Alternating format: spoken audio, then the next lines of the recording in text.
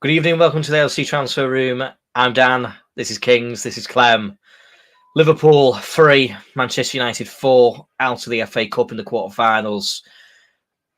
Probably the worst game we've seen us all season, up there with the Arsenal results. Really poor, not great. It was in our hands, and I feel like it was all of our own doing, to be totally honest with you. Those of you who are joining us, watching us on this miserable evening, thank you very much. Put us a like, put us a subscribe if you haven't already. Get your comments in. We really appreciate it.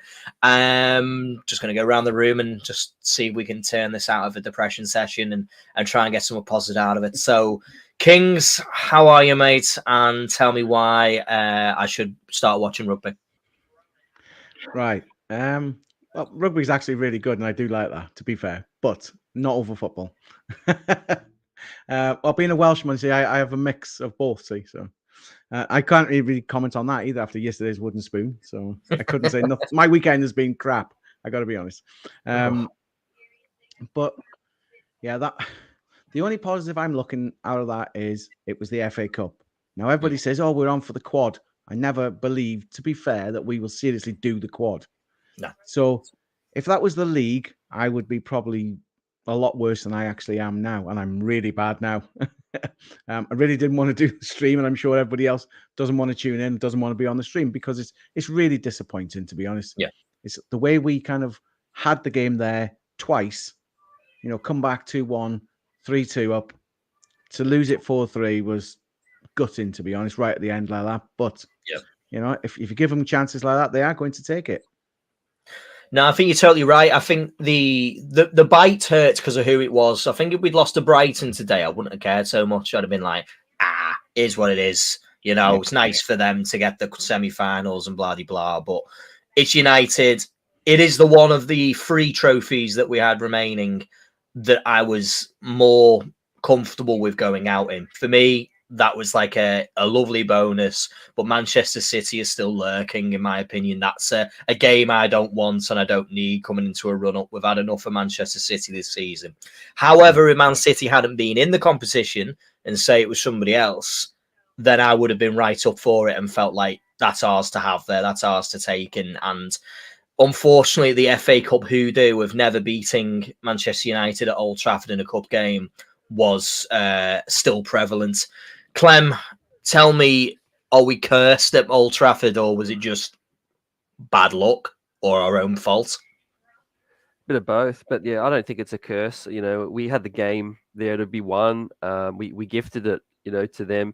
I think this was a game we really needed, quality minutes from the substitutes. The players have played a lot of football. They just didn't seem up for it from the beginning.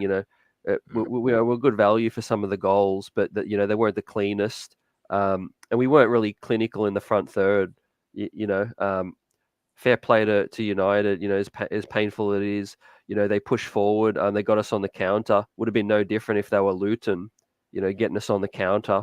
But yeah, we had to take our chances. The Endo goal early, the first goal, which is kind of going to get forgotten about, but that was marginally offside. It was probably half a foot from Salah. That goes in and we win. So it just wasn't our day. And like King said, you hope for the quad, but I think in a day or two everyone will be over this, and it'll be all eyes on the league, and Europa. Yeah, definitely. I am obviously really disappointed because it's a game where you think we're 1 away from Wembley. It's a lovely day out. Coventry City would have been our opponent, who are my second team. As my dad lived down there for 25 years, so they're a team who I have close to my heart. So I'm a little bit gutted that I'm not able to see that situation. And I would have felt a lot better had Man City been drawn against United and felt, wait, it's all right, doesn't matter. It's City anyway. It's all good. So the only small positive I can take from it is international breaks around the corner. We scored plenty of goals. We looked a little bit leggy, a little bit tired, which is to be expected in the situation. And what matters is we're in the Europa League, we're in the title, and they're the 2 ones that do matter the most to us right now. We've got a Carabao Cup. The FA Cup would have been a wonderful situation, but I just don't think the quad is perhaps even possible. in the English game. I'm not sure whether or not it's just too many games. There's too many variables that can go against you, and today was one of those games. Kings, just run us through. It was mentioned just before by Clem, and I'll come on to you there. What did you make of the substitutes that were made? Because this season we've been brilliant with substitutes. They've come in and they've affected the game and they've scored goals, and they've given us that boost of energy. But today, every time we made a substitute, it kind of felt like we got a bit worse, or we felt like we were kind of like we'd lost all the rhythm of the game. And of course, Elliot comes on and scores a goal, which is great. But the overall performance and the tempo of the substitutes, we just seem to get worse. What was your take on that? Yeah, I would agree, to be honest. If you go back to the Carabao Cup final, the substitutes against Chelsea, everybody was like, what are you doing? We're going to lose now. Although they were a young side themselves, and I'm not taking that away from Chelsea, they had more experience. So they come through and they win the cup, and everyone is loading them up now. Oh, they're fantastic. And over the season so far, most of the time that you've made subs of any type, they've pretty much been positive. Yeah. Today just seemed, I don't know, it was so hit and miss. Like you say, Elliot did okay. Okay, his goal was deflected, and that's not his fault. He tried at least. But yeah, just really seemed to knock our rhythm, like you say, and it just messed us about too much. And whether our minds weren't quite on this game, I don't know. Because when we first started, it seemed like United were just like, right, we're here for it, let's go. Where Liverpool were just a bit like, yeah, it's the FA Cup. And I'm not trying to downplay it. I wanted to win today because it's against United. Yeah. So I am gutted. As I've said, not as gutted as if it was a league game in 3 weeks' time. I'll be distraught then if it happens again. Yeah, absolutely. It was a game which ultimately, it was of any game that we could afford to lose, it's probably the only one that we can kind of take on the chin and be able to go, yeah, that's all right. It's not the end of the world, and if anything, it's one less game and two less games potentially for the fixture congestion, which we already have plenty of as it goes forward. Clem, you made a great point talking about the substitutes. What was your opinions on the substitutes that we made? Does it mirror what we've said, or is there anything you want to add to that one? Yeah, well, I'll start by saying, in our group chat, I did comment on the subs that I thought were going to come on well before they did, and they made sense to me. Elliot, Gakpo, they seem to be the go-to subs, because of what they've, been able to do in the past. But I didn't think they made the impact that they usually have. Even, you take away Harvey's goal, but he wasn't really getting on the ball. And we had possession, so we had chances. Diaz had some time on the ball as well, but you couldn't really make a lot of that happen. In terms of the substitutes, and then I did think maybe Clark was going to get on, but I wasn't expecting big things. As we've been saying, we've been playing a lot of football, a lot of competitions. In the players' minds, I think they all want to win, and they all look at every competition like, let's try to win this. But at the end of the day, when you're in all different competitions and each game is just completely random, your rhythm's different. We're playing at Old Trafford, as you said, and this is a different kind of environment. And I didn't think we protected the lead. If and the way we did it in the first big lead, we sat on the ball for like a half and didn't make enough happen. Yeah, I think that's what happened. We took the 2-1 into half time, and you think that's the perfect way to finish a half. Absolute killer for them. They've got the first goal. They were in the ascendancy, to be honest with you, for the first 15 minutes, perhaps, maybe. They had the better of the chances. They were more in our face. They showed a real level of kind of, want to get at us and to press us. And then we scored the first goal. Fantastic. Endo's goal, it was offside by the letter of the law. His head's past it. Fine, okay. But I felt that was like, there you go.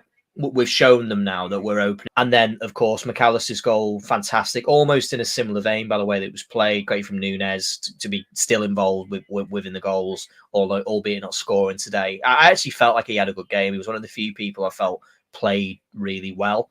It didn't quite work out for him. However, plenty of shots on target, good assist, made a nuisance of himself and his usual kind of what we expect from him. And then of course Salah's goal, brilliant, fantastic. On his weak foot, puts it away. Not the cleanest of goals, but we'll take them. And then we control that game for about 25 minutes. In that second half, we just seem to have the ball and we're passing it round, and they're not pressing us, and we're taking it left and we're taking it right, and then their arms are going up. I remember Garnacho was pulling a face because someone should have been in the middle and they weren't. And it kind of felt like almost for me that just that feeling coming out from the players that they were quite literally going through the motions of just, it's fine. If we get a chance, we'll have a chance. But whenever we did get a chance, we didn't capitalize on it, and we didn't make the best of it, and we didn't get that final goal that should have finished the game. But it felt like it didn't matter. I don't know. It's hard to quantify that belief, but it was the way that I felt, that it didn't look like there was enough frustration from me for not scoring. It was like we've had a chance, and it's like, it's all right. But that's the attitude you have when you've got a 2-goal cushion, when you already know that probably the game's sorted. So yeah, I was disappointed in that one. Just talking about substitutes, and not to pick anyone out in particular, but I will name them because I think it's worth mentioning. Cody Gakpo, I don't really know what's going on and what exactly he is bringing to Liverpool at the moment. He's been in the last fair few games really poor, and I felt like today was perhaps the worst I've seen him. I thought he was awful. I really did think he brought nothing to the game. And to quote Jamie, to quote, I think it was Stan Collymore, who's just put on Twitter, he plays the game in slow motion. And I don't know where he fits in this Liverpool team going forward. Kings, what did you make of Gakpo? To be fair, you bang on. He's definitely a confidence player. He doesn't seem to have the confidence at the moment. He's not really running at you thinking, I'm going to score. He's running, or sometimes walking with the ball a little bit, just like, well, maybe this might come off. It might not. It's like he can't be bothered. Now, is it because he's sulking a little bit because he's not in the side so much? But that's counterproductive for him, because if he's not really playing well because he's sulking, because he's not starting all the time, then he's not going to start even more, because Klopp's looking at him going, well, you're not putting in the effort, And then if he would have scored today and we'd have won the game, I'm sure people had been talking about him going, well, he's had a few off games. He scored today. He did okay. But of course, we're always looking at the negative side of players when things go wrong. And to be fair, I can't. I'm one of these. I looked at it and said, why did you take Salah off? Yeah. Even though, and I was like, okay, he hasn't had tons of games. He's been injured, and I understand that. But he played him on Thursday. The team were full of confidence after Sparta Prague. I know it was only Sparta Prague, and that's not being disrespectful to them, but we were 5-1 up anyway and 4-0 up after, 14 minutes. So they had the full confidence of scoring all these goals on Thursday, and they come into this game, and like you say, parts of it, they were just, we'll see how it goes. Second half, the amount of huffing and puffing that they did in front of goal, but never actually get the ball to do anything constructive. I mean, we all look at Onana, in different games, and they say, oh, he's had a nightmare with this and this mistake with that. Did we really press on him too much today? I don't think we did, to be honest. We didn't really go out. We created, but not necessarily the killer ball. So, no, I totally agree with you. I didn't feel like there was the killer ball for us at any point, to be totally honest with you. The goal that did come eventually, the third goal that we scored, did literally come out of a little bit of luck and Elliott's, shot. And if you don't take the shots, none of them go in. So, that's nothing against that opportunity. However, it was fortunate that it went in, and that's okay. Clems, just your thoughts on Cody Gakpo, because I'm really concerned, because I saw a player who came into us in January. His numbers were exceptional in the Eredivisie, and I'll always be one to sit there and say there's only one player who I can ever think of who's left the Eredivisie and then massively increased on his output and performance, and that was Luis Suarez. And I look at Gakpo and I go, he scored 50 odd goals in whatever amount of games it was for PSV. It was a ridiculous number. And I knew we weren't going to see that many. But what we should have seen is seen at least a quantity. And we saw it. He came in and he was getting goals, and he was playing this number, like the Firmino role was what he was being touted as. He's playing this false nine, and then he played out on the left wing, which is his position that he prefers to play in, according to himself. But it's the only position I've not seen Cody Gakpo play in, and I don't know why. I'm not sure why he's not being played in a position, and he keeps being played in positions that he says is his favourite role. What's your opinions on Gakpo going forward? Yeah, well, that's the drum I've been beating for a while. I think Cody looks great in space, when he can run at the defender and, he can do things, he can create. When it's congested, and he's playing the 9, false 9, we're not getting results. And, it's pretty clear to me that that's not his spot. Now, credit to him, he's been a really, a loyal soldier, and he's marched on, and he hasn't made a big deal about it, but he has mentioned some quotes in the press, I think, or some interviews that he likes the left wing and that he feels like that's his best position. You got to listen to a player. When they say those things, that's what they truly feel, but they're not going to make more of that. Luis Diaz. There were some rumors come out recently, which could just be rumors, but yeah, we have so many guys at the left wing that who knows if Cody will ever get a chance there as well, but. I always say this is a substitute. It's not easy to come on and just change a game as well. Sometimes the games just don't allow for that to happen. But tonight was one of those nights where Cody should have been a lot better than what he was. And I think he's been helping us in a lot of games. But yeah, he's got to be better in terms of pressing. And he does seem a step slow, like the quote you mentioned. He does look like he's in slow motion as well. I'd love to see his aggression. Look, Nunes, when he turns the ball over, he fights hard to win it back. Yeah, he does all those little things that don't show up on the sheet. And you want to see Cody do those same things as well. He does seem like he's moping around a little bit for me. Yeah, I don't know. Again, I'm not trying to, ultimately pick out on a particular player or whatever, but the body language doesn't present it to myself as somebody who looks happy. Again, Dan, where are you getting that from? But it's just the feeling that he's not first choice in the team. That's difficult. That is difficult to be able to take on the chin. He's not in great form. That is also probably very difficult for him in respect. But when he does come on and you see those last 20 minutes, and I completely agree with you, Kings, Mo Salah doesn't need to come off the pitch. Like, he doesn't need to come off the pitch. There's no requirement to bring Mo Salah off for me. Of course, there's data, there's science, there's medical departments, there's red zones, and there's all this great levels of stuff. But for what we needed from Mo Salah in that game, we didn't need him to do an awful lot of the physical work, to be totally honest with you. No. We just needed him to be available as an option, and we took him off for me a little bit too early. But when Gakpo did come on, where's the fight? Like, where's the sprints? Where's the getting stuck in? Where's the putting a tackle in, even if it ends up being a foul? Where's that? Which for me, that's what gets you in that sort of idea. But I see him come on and he seems to be slow. He seems to take time when it comes to making the pass. When he does make the pass, it doesn't always seem to be as positive as it needs to be. There was a point where he put the ball up in the midfield in the second half and he got it. There's acres of space for Luis Diaz to run into, and the pass is there to play into that space, and instead he plays it behind him. And it's just little things, it's little moments, it's little situations that they add up and they affect the overall sort of balance and effects that we have on the game. And I've lost quite a lot of confidence in his current ability to be able to turn it round, and it worries me, to be honest, because I think he's a brilliant footballer. I really do. I think he's a great finisher, but he's not showing a lot of the things that he was doing beforehand, and I don't understand exactly why. Because you could say, was it an injury? Was it this? Was it that? Was it, there hasn't been.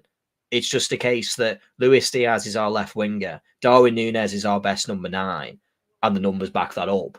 And at the end of the day, Mo Salah is Mo Salah, and that's the end of the situation. He started fantastically for us, playing as a centre mid at the start of the season, and everyone lauded him as playing as this 8, a false 8 or some weird position. And he went in there and he did a job for us, and we all respected that, and we gave him a lot of kind of rope because it was a case of, well, he's playing a position that's not him. And we're like, that's fine, working hard, doing what we need to do. So I really hope after this international break that we maybe see a new Cody Gakpo, because he's not presenting himself very well as an audition for whoever our next manager is, and that's what my concern is. That's my worry. The first opinion they're going to get of him is what they see now. Anyone want to add anything to my monologue I've just thrown out there? Well, funny enough, I will say that I was going to say something similar. Do you think he's got to the point with Klopp, which would be astonishing for him to not be in the shop window? Would you think he's got to the point, well, if you're not going to play me, I'm not really bothered because you're only here for another 15 games and I've got to impress somebody else, not you?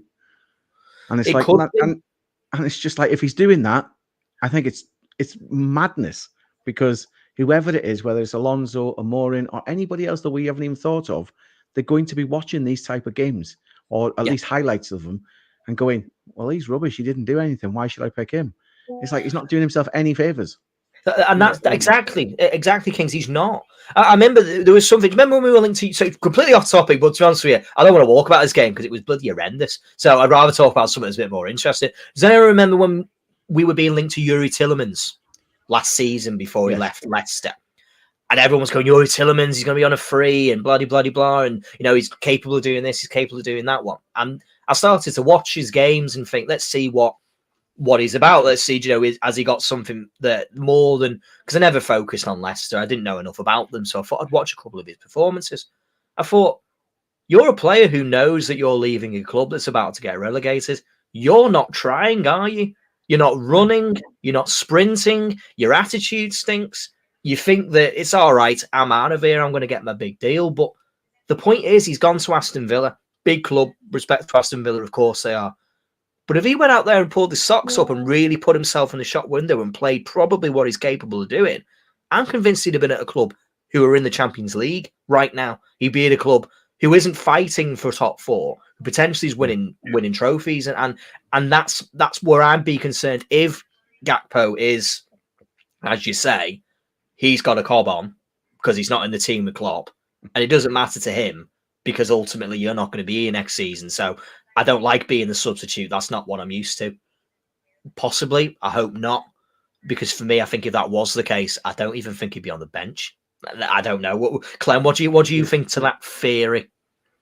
Yeah, well, it's a great point King's made. But if that is the case, I will say this. I will say Cody, I don't think has a grounds to feel any kind of way about, being, out of the first team, because he's played so many games. He plays more than most substitutes. He's the go-to substitute, and he starts a lot of cup games and a lot of other games. We're in so many competitions, and he's been able to score 14 goals and 7 assists or whatever he has on the season. So look, I know a young player, they feel a certain way that, they feel like they want to, grow their careers and be, a nailed on, starter. But this is Liverpool Football Club. There's quality on the bench that aren't nailed on starters. Harvey Elliott's another guy who could start, for 15 or more Premier League clubs, and he goes about the business the right way. So I always feel like with Cody's demeanor, you never know if that's how he's feeling or that's just him. Because I tell you guys, when he scores, sometimes he doesn't celebrate. He's a really like mild-mannered kind of guy. He's the complete opposite to Darwin, who you feel like is just wearing their heart on their sleeve. Definitely, and that's where it is, where it's not trying to come out there and sit there and saying, oh, you're reading this and you're reading into that, Dan, and where are you getting this from and whatever. It's just the way he is. And that's fine if that's the way he is. But his performances need to back it up, because it's much easier to question somebody who doesn't look like they're trying than it is to at least go, well, at least he's running round. He may not be scoring the goals, but at least he's sprinting. At least he's, trying to do something. I was very critical of Luis Diaz. The point came out actually when we played Sheffield United away from home, and I've been noticing it, and I didn't want to come out too early with it because of what happened to his parents and all that's absolutely fine. And I felt like enough time's passed. Your parents are okay. They're here in the UK. Now it's time to get back to being on the football pitch. Let's not focus on that. And I don't think it was a focus. I'm watching him and I'm going, you're not taking people on anymore, are you? You're not even trying anymore. You're too big. You don't want to go vertical along the pitch. You want to come inside every time, and people are looking at you predictably. And I was very much like, no, And then now I've gone the other way because he's now going back to what I wanted from him. He's now gone out there and he's showing the things that he's capable of doing. And I know Gakpo's capable of doing it. When he played midweek, obviously against Slavia Prague, he looked fuming. He scored 2 goals and he just didn't look like a happy camper, to be totally honest with you. And he didn't get that 3rd goal, and you could quite see that he didn't look like the happiest of lads. And it's a shame because I really hope that maybe these next 2 weeks give us a bit of a break. And we could potentially, see something different when we come up against Brighton. Do you want to put something? Great question here from John Sommers. Hi guys, do you think this defeat will knock our confidence, or will it give us the drive to end the season well and win more trophies? I'll throw that straight on to Kings. What's your answer to this point made by John? Weirdly, I think it's going to be a bit of both. It will knock them for the next couple of days because they're going to feel really down because it's against Man United. But then I think they'll pick themselves up and be like, right, we're better than that. We know we're better than that. And then for the rest of the time that they are actually either with their international teams or if they're still at the training ground, I think they'll get back on track and just be like, right, the Premier League over the Europa League even, the Premier League is it. It's like, go for it. So the next game against Brighton is like, right, well, we've got to put in full effort. We can't be half-assed about it like parts of today. So I would imagine that, it'll take a couple of days to really get this out of the system, and then it'll be like, right, let's go for it. Let's get back on track and show everyone hopefully that we're going to have a good end to the season. Yeah, definitely. I'm with you on that one. Clem, what how do you feel? Do you think this is something that we bounce back from, and we just use that as to spur us on and use it as fuel? Yeah, I think so. I think the fact that we're still in 2 major competitions, well, 1 major competition and still in the league, in a great position. I think there's not a lot of time to really feel sorry for ourselves. Really, as you guys are saying, we'll be down for a few days. And obviously we'll probably see Man United get knocked out anyway. It's probably City's, competition, as you said earlier, Dan. But it's more. If there's one thing I'm more worried about, it's not the result, it's the form, guys. Like, are you concerned a little bit in terms of some of the down performances? Do you put it down to maybe the legs and they've played a lot of football? Or do you think that they were just down on form? Today, my feeling is it's like spurts, isn't it? Like, each time there's a run of games where you can sit there and go, one of the runs was when we came up against Arsenal and we lost. I felt like we just run out of steam at that point. Things just didn't quite work for us. Then we had a break. Then we came back and we played fantastically. This is again the end of a run, and it's an end of a run because it has an actual end point. There is a break. There's an international break coming up where it's not just a case of, there's a week just because we're not playing a football match. This did feel that way. It felt like a bunch of lads who, some of them, the heads were kind of thought, this is where we need to be. Let's try and just get the job done with the least amount of effort. And each time that we did that, each time we were in control of the game, each time that we were ahead in the match, we just didn't do enough to just see the game out. And that's not very Liverpool-like. And I think they'll learn a lot from that. I'm hoping this next 2 weeks is favourable to us on the basis that we just get these lads back, get the ones who need to be kind of back up to form, back into form, give them a little bit more time to recover. We've got a lot of footballers still coming back to this team for the Brighton game. Trent, Jones, Alisson's just a little bit later than that one. Gravenberch was back on the bench. So there's a lot of positives to come in. There's a lot more blood to come back into the team, a lot more energy to spur us back up. And to be honest with you, I think the international breaks come just at the right time. Gutting to be handing the FA Cup to probably City, to be totally honest with you. On balance, it's likely to be the City to win this FA Cup. But at the same time I just feel like there's probably right now, there's bigger fish to fry. Brighton's an enormous game. It's a massive game when we come back. It's an absolute must win. I don't believe that they're as good of a team as a lot of people try to make them out to be. But for some reason, when we play them, we turn them into prime Barcelona. And we need to stop doing that one. Well, they do, don't they? I know you're laughing, but look at them. They're getting turned over by Roma 4-0. They're getting turned over by, AEK Athens. And then when we played them, I remember saying, I was going, this is the worst performance of the season for us. And everyone went to me and go, oh, Brighton are a good team. Brighton are brilliant. Brighton are this. And I went, sorry, are you listening to yourself? They're a team who, for some reason, get battered by teams who we would beat comfortably. But for some reason, we play into their situation. We play into the way they are. And I just worry about that game. I worry about it being over-fought and over tacticalized, if that's a real word, over tactical on the situation and just going, Brighton, we got to beat them. They can't keep a clean sheet. They get battered everywhere they go. But for some reason, when we play them, we seem to let them become this all singing and all dancing team, where in fact, actually, they're a mid-table club. So hopefully going forward, we can be a bit more positive in that situation. 2 home games back at Anfield. I think that we win both of them. I think we use this as fuel, to be honest with you, to get us through that situation. Then we have Atalanta, of course. Home leg first game? Home leg first game. I'd like to see us get the job done first time round. And if we can do that, all's rosy and ripe in the world, and we can all cheer up again, can't we? So, boys, just I'll do it because it's what we normally do. Can you give me a standout players for the game and why you believe that they have some noteworthy performance from what was a poor Liverpool performance? Kings, you up first, mate. Difficult. I don't think Kelleher was that bad, actually. Although they conceded 4 goals, that seems a mad thing to say. I thought he was okay, and he is deputising for Alisson overall. Yeah, he's doing a really good job.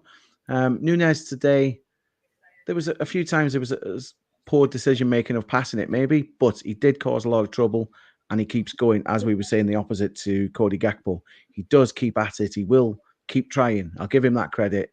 Yeah. Other standouts, I'm not really sure because I'm just feeling down about it. And I'm like, I don't know.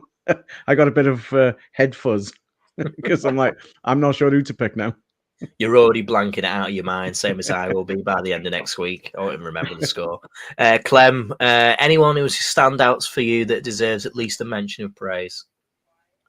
Yeah, so I don't think anyone was at their best, obviously, today, but those I've got to start with Salah. He obviously when he was taken off, we were far worse. So, Salah's working his way back, and he's one, if not the most important player. Maybe I got a question later after this in terms of, do you guys think we rely too much on Salah? But I thought McAllister and Endo were weren't some of their better games, but were some of the better players for us today. I still feel. I thought Bradley was okay as well when he's come on, and Kelleher, like King said. No, definitely. I think Kelleher's been, obviously been a very good deputy to Alisson. I was critical of him earlier on in the season, rightfully so. His performances weren't brilliant, but what he has done is he's come out there and he's really stepped up, and he has been fantastic. And only to lose one game in the time that he's been out, kind of in that time, is phenomenal, to be totally honest with you. So yeah, CK, absolutely. I think Salah, of course, fantastic. Again, not overly involved within in the play of the game, but he's just always available. He's always there. He's always has that quality and that ability to score a goal. So yeah, didn't think it worked so well with Joe Gomez today. Not that he played badly. I just didn't really feel that it worked. I can see why. I felt we probably would have been better with Bradley. Perhaps he was protecting his legs. I don't know. He's played a lot of football. He's young, so there could have been those concerns. Thought he was good when he came on. But yeah, other than that, yeah, I thought McAllister got the goal, but their usual controlling self, they were brilliant at times in controlling the ball, but sometimes it really did feel like we were getting caught on the back foot. And that was a little bit kind of reminiscent of earlier in the season when we were still trying to figure things out. So yeah, not the greatest of games, but yeah, Clem, go on. What was your question? Because that sounds like an interesting one. Yeah, I think the games that we've lost, guys, I feel like we've lost it in the front third, and that's just me. If Salah doesn't have a blinder, or Nunes doesn't get on the score sheet, we tend to lose. Yeah. So I got a question in terms of like how important do you think Diogo Jota is? And I feel like, you know, as much as they've done some good things, I think Diaz and Gakpo are clearly our two weakest forward players. And you know, I would love, look, the dream run in the Prem for me would be a Jota, Nunes, Salah, and I think that leads us to a title. But it remains to be seen, you know, in terms of how much we can get those guys, you know, in the same lineup. Yeah. For me, you question about, are we overly reliant on Mo Salah? No, I don't think we are, because we've shown the fact that we're able to do without him for such a long period of time. I think that Mo Salah, and this is nothing to sit there and say Mo Salah isn't exceptional, because he is an exceptional player. However, we are designed as a football club to complement his abilities. We are designed in a tactical sense, in a formation, in our roles, in what we do, to allow Mo Salah to do what he's good at, which is finishing, and to get into positions where he can score goals. And I think that what we were able to do when he wasn't with us was we were able to rely on other players who could make up for him, and they did. We looked at, you know, Diogo Jota, who we've missed enormously this season. When the time that he's been out, we've missed him. And there's games where we sit there, and the biggest one for me was the Man City match. I felt that if we had a Diogo Jota going through instead of Luis Diaz, I felt that we probably would have scored at least one more, because of the finishing ability that we have. Mo Salah will be irreplaceable. Who knows what happens when, you know, next season rolls around, next summer rolls around, but that's for another day to worry about. Luis Diaz and Cody Gakpo, couldn't agree with you more. I do feel as attackers, they are this season, at the very least, our weakest attacking options, and that is a shame, because the two of them are more than capable of scoring plenty of goals. You know, Diaz did it plenty for Porto, scored loads of goals. He actually was Porto's highest goal scorer, and he'd left the club in the season that he came. So he never turned what he was doing at Porto, and he's not done it here. And I could probably level the same situation at Cody Gakpo at the moment, is that he hasn't also been able to replicate, at least in a certain sense, what he's done at PSV to this club. There is situations that can cause that. Cody Gakpo has been played in multiple positions. He doesn't seem to get a run in the team. But that could just be on him, to be honest, because if he played really well, then he probably would stay in the team. So it's a 6 of one, half a dozen of the other. What do you think about that? So sorry to interrupt. Yeah. Just throwing that into the mix. What do you think of Dan's and Kumas? Because a lot of fans are really starting to want to see more of them over those aforementioned guys. I can see why people would want that, because of course Dan's and Kumas, FA Cup, Southampton, brilliant, you know, out there living everybody's dreams, every young lad's dreams, score at the Anfield, and they absolutely did. I'm not quite sure that they're quite as ready as people think they are. They're incredibly raw, and to put them into this game, probably a little bit it would be quite insulting, let's say it that way. If I'm Cody Gakpo and I'm sat on the bench and Jayden Danns gets chosen, there's politics to be played here. There's allegiances that have to be done. Is that if you choose Jayden Danns to come on before Cody Gakpo, you're telling Cody Gakpo he's out the door. It's as simple as that. That's exactly what you're saying. And if I was Cody Gakpo, the next phone call I'm making is to my agent to tell them, find me somewhere else to go and play, because, you know, that it would be a bit of a slap in the face, to be totally honest, in that scenario. Of course, if we were playing Leyton Orient today, then that's a little bit easier for you to be able to, as a manager and as a club, to be able to justify. Kumas, I thought he had a good start. I felt like he was obviously quite lucky with his goal that he did score, but you take them. It was a big deflection. Happy days. Don't think they're quite ready, to be totally honest with you, to be people we rely on. If we're 4-1 up in a game or something like that, Brill, send them on. That's it. Happy days. There's no worry about that one. But there'll be a time, shall I say? There'll be a time, and their time will come. And we look at Harvey Elliott. He's 20 now, and he's played 100 games for Liverpool. You know, it doesn't, unfortunately, always come at the early teenage years. So that's where I would say about Dan's and Kumas just at this moment. I don't know what King's opinion is, if he wants to add anything to that one. The only thing I'd say, going back to what Clem said about Salah, is I think over the years we have over-relied on him, but then I tend to think now we're not doing so much now, as was proved when he was injured and away. We did step up. The other players did come in and be like, right, we can do the job. And they did it very well, to be fair to them. And that's all of them. It's not, picking one in particular. I think the difference when Salah plays is that most of the time the team relaxes better because their so-called star player is there with them. And there's always a chance a flick or a touch or a turn is going to change the game. If he's not there, in a way, I think it obviously adds more pressure overall because they're looking at it going, well, our star man isn't here. It's us to rely on. And like I say, when he was away injured and that was 6, 7, 8, 9 games. It's not half a season, so they're kind of like, oh, we're doing it for the small period because we have to, but he'll be back soon. It's okay. So that it gives them that confidence again that he's on his way back. Yeah. When he does leave, yes, we are going to see a major change where people are just like, right, what do we do now? Are they going to spend £100 million on a striker, or are they going to try and blood somebody from the youth? Who knows with Liverpool, especially with FSG in charge. That's, again, a different thing for a different stream, maybe with Damon on a Thursday night. But I just feel that when he plays, yes, the team relaxes completely differently and they seem to have more confidence. That's the way I see it with him. Yeah, absolutely. Mo Salah is obviously, he's the best Premier League player that as a Liverpool player we've ever had, and that's the truth. He has been the most influential. He's record breaking. He's absolutely everything you'd ever want him.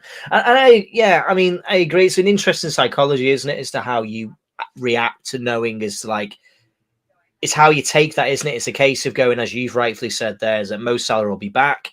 It's okay. We can have this opinion of we're holding down the ship and we need to, perform to a certain level for a set period of time, which, as you say, is 10 games is technically a quarter of a season. Of course, there'll be league games in there, but it's a quarter of a season. It's still a relatively large sum of the games that Lily have missed, especially if we play 50-odd games this season. He's missed 20% of them. So not end of the world stuff, but still can be the difference between being in a title, being in a cup, and being in a trophy. So I think they've done brilliantly in what they were able to do. I think that it was crazy for us to ever sit here and say, do you think we could go 2.5 months without Mo Salah?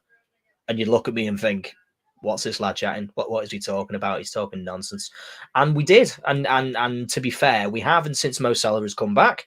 2 goals, assists. He's just like he's never been away. And I'm really hoping these next 2 weeks is just that opportunity now for him to just get that fitness right back up to where we want it to be. The guy's in incredible shape.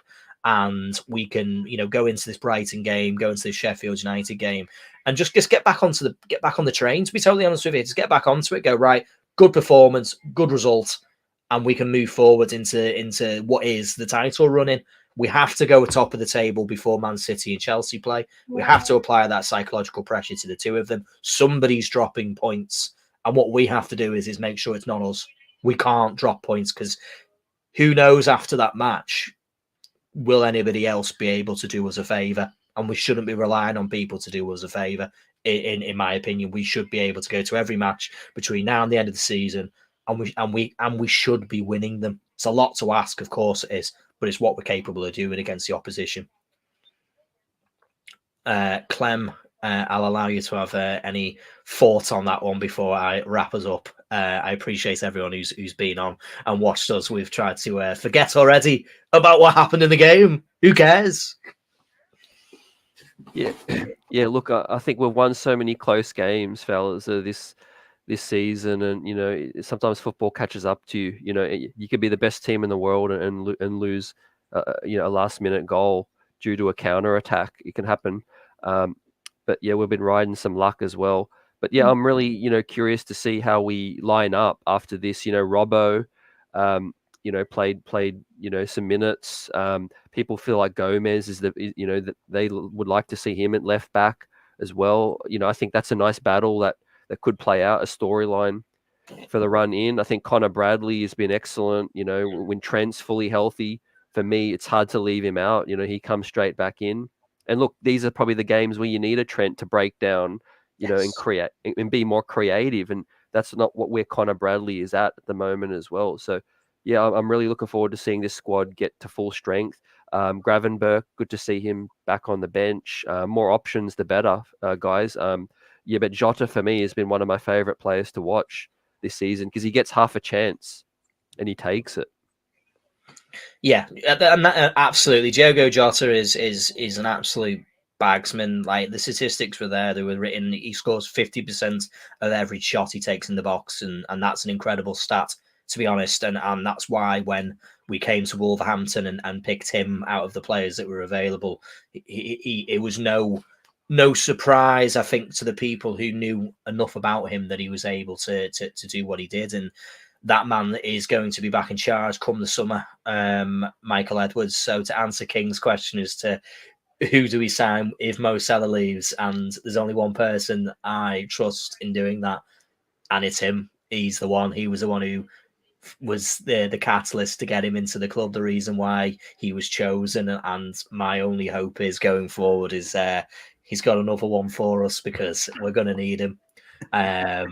And I'm not sure we're going to find one player. It may take, 2 or 3 to replicate what Mo Salah has been capable of doing. And in a way, that's not a bad thing. It's not a bad thing to be able to find a number of players to spread the load out, to be able to spread out the reliance. Because when you do miss a talismanic player like Mo Salah, it's very difficult to be able to then to get enough to get us across the line. So, yeah, interesting times coming forward. I'm not. I've already forgotten about the game. So yeah. So enjoy your 2 weeks off, lads. Everyone, enjoy your 2 weeks international break. One less game for us to play going forward. So it's all positive over here at LFC Transfer Room. You say so. It's a positive result. We're dead happy. We didn't lose in 90 minutes, so it was just a draw. So there we are. Anyway, lads, Kings, Clem, really appreciate it. Everyone who's put your messages in your chat, really appreciated it. Not the performance that we wanted, not the result we wanted, to be totally honest with you, but we move. 1 trophy in the pocket, 1 not. 2 more still to play for. I've been down on the LFC Transfer Room. We'll catch you later. Thanks very much. See ya.